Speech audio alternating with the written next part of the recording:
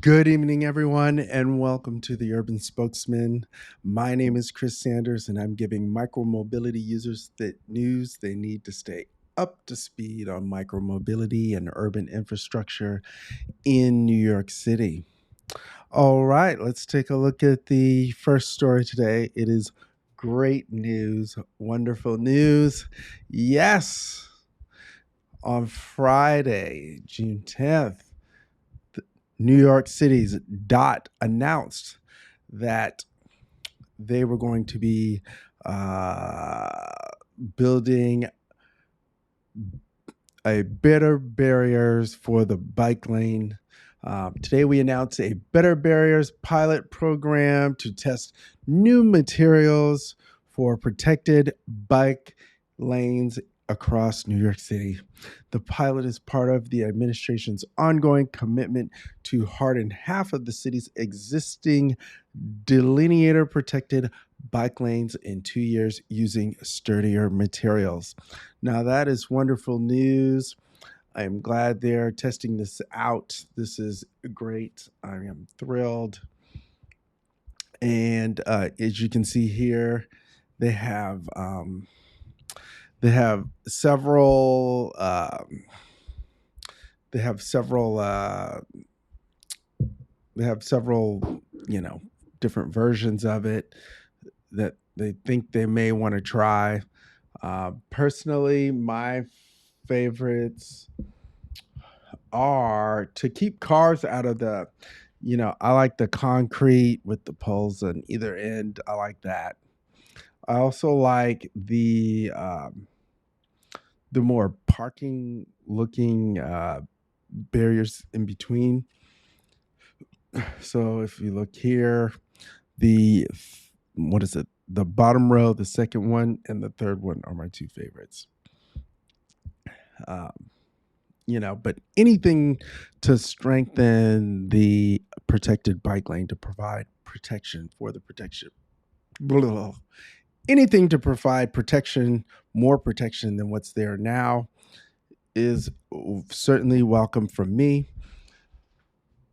All right.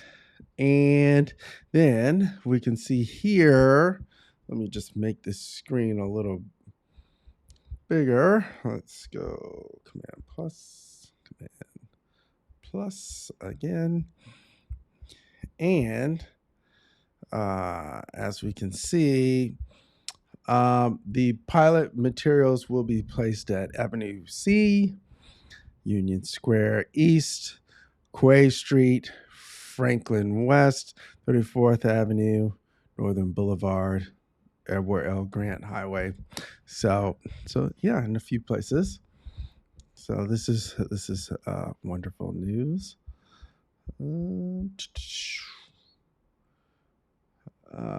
Okay, let's see here. Oh yeah. Oh yeah. You know what? The Jersey barriers are heavy-handed. I mean, they do work when they're applied correctly, but the problem with them is there's so much effort involved in storing the materials and then deploying the materials. And so DOT wants to be a lot quicker if they're going to meet their goal for um, protecting 50% of all protected bike lanes in New York City within 2 years.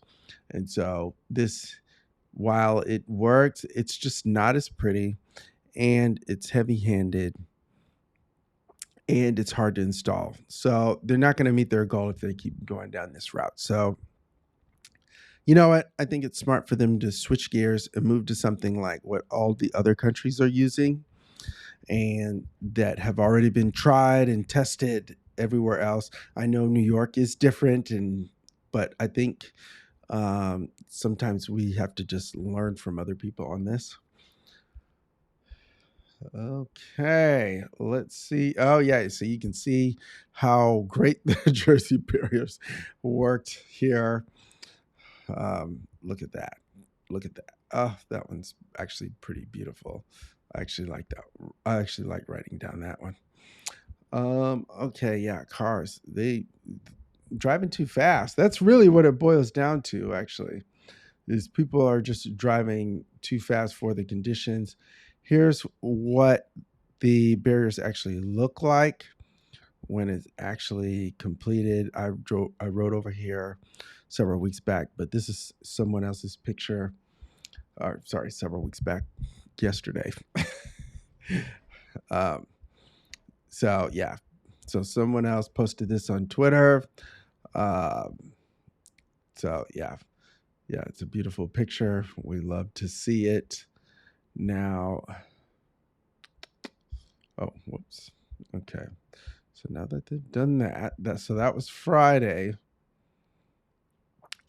So fast forward to Monday, and police are already using it to try and cut ahead of traffic. Even I don't know if there was an emergency or something, but it is interesting and probably not safe. Also, trucks, no match for trucks. This NYC Bike Lanes thinks it's thinks they aren't barriers. I mean, it may keep a few people out. It's obvious they don't want them there, but it's not going to keep a truck with tires that won't notice these tiny little. Probably needs a little bit more protection than that. Yeah. So okay, so that's all for this story. But the next story, much more concerning to me, and maybe to other people too in the community, might be interested in this story. So, a new study has come out. It says black cyclists are 4.5 times more often. Black cyclists die 4.5 times more often than white cyclists. And the other modes aren't much better. So basically, if black people are using the street, they're 4 times more likely to die when they're cycling. So let's just, I think we could read the article. I like reading articles. Sometimes we always look at the headline, but then we don't read the article. So we're not getting all the information. Today, we're going to get all the information. Black cyclists are more than 4 times more likely to die while riding a bike than white ones on a per mile basis, a new study finds. And the stats aren't much better for other modes or other racially marginalized groups. Researchers at Boston and Harvard universities found that non-Hispanic black cyclists suffer about 34 deaths for every 100 million miles they traveled on a bicycle compared to just 7.5 deaths for non-Hispanic white cyclists covering the same distance. The fatality rate for black pedestrians, meanwhile, was 2.2 times higher per mile, and even black vehicle occupants died nearly twice the rate, 1.8, as their white counterparts, underscoring the findings of earlier research into structural racism of our transportation systems. Hispanic cyclists and pedestrians also had higher per mile fatality rates than white ones, 70% and 52% more respectively, while Asian bikers and walkers, by contrast, died significantly less often than their white counterparts. 64% less for people on bikes and 45% less for pedestrians. Indigenous Americans were not part of the study, but earlier research showed residents of Native nations are most likely to be killed while walking when controlled for both how often they travel on foot and their share of the population. And those horrifying disparities are just the tip of the iceberg. The study also found that black pedestrians were 3.4 times more likely to die while walking after dark than their white counterparts, an astonishing stat for a group that was already 2.2 times more likely to die at all times of the day. And even as walking deaths per mile in urban areas were lower overall, black walkers still died about twice as often as their white neighbors on city streets. That's despite the fact that black residents logged proportionally fewer miles on foot, bike, or car than most other groups relative to their share of the population, according to the National Household Travel Survey data from which the stats were sourced. Notably, that data spans both transportation and recreational cycling, which could help explain why white cyclists, who are the demographic group most likely to ride exclusively for transportation, exclusively for recreation or sport rather than transportation, logged significantly more miles per capita than cyclists from other demographics. White riders may also be more likely to have access to long connected networks of low stress routes, at least in some areas. Or, as study co-author and Boston University PhD candidate Matthew Refman succinctly put it, the ability to safely bike 40 miles on a rail to trail line in the suburbs is very different from the ability to ride a few blocks on a Shero in a city. Wow. Wow. Wow. Okay. So here we have a chart. Table 2, the proportion of total miles traveled by mode contributed by people with each race ethnicity category considered compared with 2020 decennial census. Okay, now this is not supposed to, so let me just say this is not supposed to make white people feel bad or feel like they are racist. They are not racist. White people today are, you know, by not like 95% are not racist. Okay, so they, I think we should just work with them to fix the problem as opposed to shaming them, just putting that out there. Okay. Rafeman is careful to note that his team's data alone doesn't present a clear picture of why exactly some racially marginalized groups are more likely to die on active modes. Earlier research, though, shows that black residents are significantly more likely to live on or near dangerous roads with fast vehicle traffic and little lighting, as well as in communities with less investment in transit, protected bike lanes, and well-maintained sidewalks. So here's the problem. Okay. So, so these problems are not always. So yes, structural racism is can be attributed for the past. However, black communities these days, at least in places like New York City, are represented by black people in a lot of cases, and my neighborhood in Harlem, they've been opposing protected bike lanes and well maintained sidewalks for a while now. My district is known in New York City for being a very anti bike lane, even though 82% of the people do not drive at all.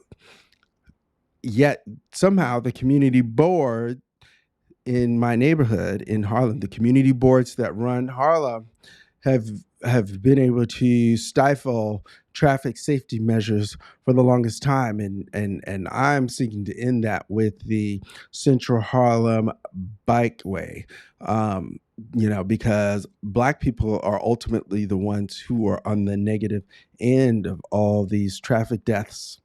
Yes, Adam Clayton Powell in Harlem, one of the probably the single most dangerous street in Harlem. 20% of all accidents in Harlem, actually more than 20% of all accidents in Harlem happen on Adam Clayton Powell. And that's just of the ones that we have been able to keep track of. So my point here is that black people have, or at least the black politicians need to be doing a better job of looking out for the black residents who elected them and looking out for their safety as opposed to being overly concerned with, oh, well, where am I going to park my car? Um, um, you know, so opposing, good infrastructure, safe infrastructure for all these years, that is no longer acceptable. I mean, it should have never been acceptable, but I think now it's no longer acceptable. And I think everyone, the Hispanic people, the Asian people, the white people, the Indian people, the Dizzy people, we should all of us, Muslim, everybody, African, get together, and we need to implement traffic calming on our streets so we don't have black people and other minorities dying 4 times as much from just existing at all. And probably the reason why black people do things less is, you know, you know, is because they're more likely to get killed doing it. So, okay, so let's get back to this article. Taken together with this study, Ruffman sees these data points signal a clear need for cities to more closely analyze the disparate aspects of traffic violence, not just for the nation as a whole, but in specific cases where the Black and Hispanic residents are most likely to travel, especially when it comes time to make life-saving infrastructure investments. We don't have this kind of data for even a city, let alone a neighborhood or a quarter, he said. What's problematic about that is that the way we prioritize infrastructure investment in America is often from the bottom up. We look at this specific street and say, there's a high risk of crashes here, let's make some changes. But if we see 10 fatalities at one intersection and 2 fatalities at another, but the first has a throughput of 1,000 people per hour and the other has 100. Well, which street is really more dangerous? And what if the second intersection is located in a community of color? Interesting point. So, Rothman acknowledges that even his detailed analysis can't provide a perfect picture of who's dying most per mile on America's road, and that's mostly because of our lack of walking and biking data, in contrast to their often federal mandated obsession with measuring car throughputs and level of service for drivers. American transportation officials generally do little to understand how many vulnerable road users are even using their street networks, never mind how many people from different demographics are dying when they do. The most comprehensive travel survey in the country, the US Census, notoriously only collects data on which mode Americans use to get to work rather than any of their other reasons a person might leave their home. And it doesn't include data on how far they travel, just how long the trip takes. The National Household Travel Survey offers a more comprehensive glimpse of how Americans get around, but it isn't perfect either, despite a significant recent revamp to incorporate anonymized cell phone records about travelers' actual behavior rather than their best self-reported guess. The federal database won't capture Americans' year-round travel data, nor will it include people without smartphones. Moreover, Raifman says it certainly can't stand in for the more granular block-level analysis that policymakers need to make the most effective decisions, particularly as USDOT doles out unprecedented amounts of money for vulnerable road user safety. There are billions of dollars in the Infrastructure Investment and Jobs Act for pedestrians and cyclists. He adds, it would be really nice to see a focus on targeting communities that are lower income, as well as the racially and ethnically diverse communities that die the most often per mile. Understand that die the most often per mile. Raifman acknowledges that more research needs to be done to understand the root causes of America's traffic violence disparities, but that shouldn't be an excuse for policymakers not to act. The jury is out on what the causes of these disparities are, but I don't think that should stop us from acting yet. I think it's easy to say we don't know why it's happening and do nothing, but we need to do something. And he's right. We do need to do something. It's called road calming, traffic calming. So I think he just doesn't understand that there are things that we can already do. So the data already shows traffic calming lowers traffic deaths. And that's what we want to do. Less cars means less deaths. Yes, more bike lanes, bigger, wider sidewalks, more trees and vegetation in the neighborhood. So so here it is. We got through this article. You know, and we can fix this problem. Um, yes, we can. Eric said we're going to be the city of yes. Right? Yeah, we're going to be the city of yes. So in New York City, we can do something about it. We can support the Central Harlem Bikeway petition that is online now. Let me see if I can pull that up. Um, Let me go on Twitter. Let me go home to my Twitter, Chris. Okay, so Central Harlem Bikeway petition. Yes, if you go to my Twitter account and Swifty Sanders, I have it pinned up at the top here.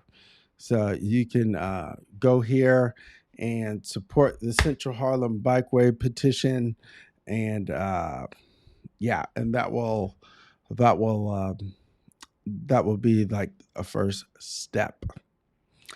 All right, let's make it a great day. Hope you are having a wonderful evening, everyone. All right, good night.